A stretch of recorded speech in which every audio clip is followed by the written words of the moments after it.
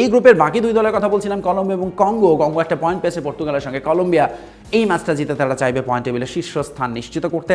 শেষ ম্যাচ পর্তুগালের আগে দারুণ কনফিডেন্স নিয়ে বসে থাকতে। লুইস ডায়াস, হামেস রড্রিগেজের দলটাও আছে দারুণ ফর্মে, যেটা বললাম যে এরই মধ্যে লুইস ডায়াস স্কোর শিটে নাম তুলে ফেলেছেন আগের ম্যাচে, এবং খুব গোছানো ফুটবল খেলেছে লাতিন এই দলটি।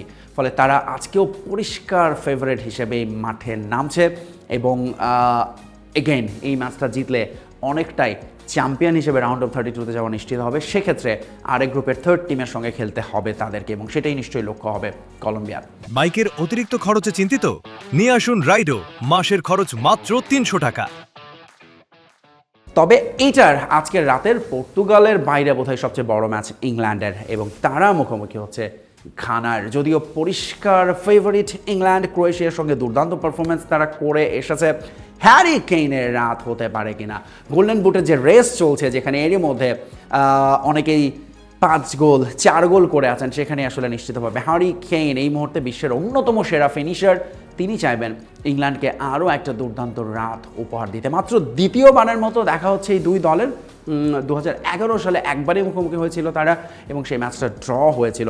সো এই ম্যাচে ইংল্যান্ডের প্রতিপক্ষ যারা ঘানা, যারা আগের ম্যাচে পানামার সঙ্গে অনেকটা স্রোতের বিপরীতেই জয়টা ছিনিয়ে নিয়েছে, 1-0 গোলের একেবারে মিনিমাম উইন, লাস্ট মিনিটে গোল করে দলকে এগিয়ে দিয়েছিলেন। কিন্তু ক্রোয়েশিয়ার সঙ্গে দুর্দান্ত দাপট দেখিয়ে জিতেছে ইংল্যান্ড। তারা সেটা অব্যাহত রাখতে চাইবে অবশ্যই তাদের চেয়ে অনেক বেশি, আমি বলবো যে র্যাঙ্কিংয়ে পিছিয়ে থাকা দল ঘানার সঙ্গে।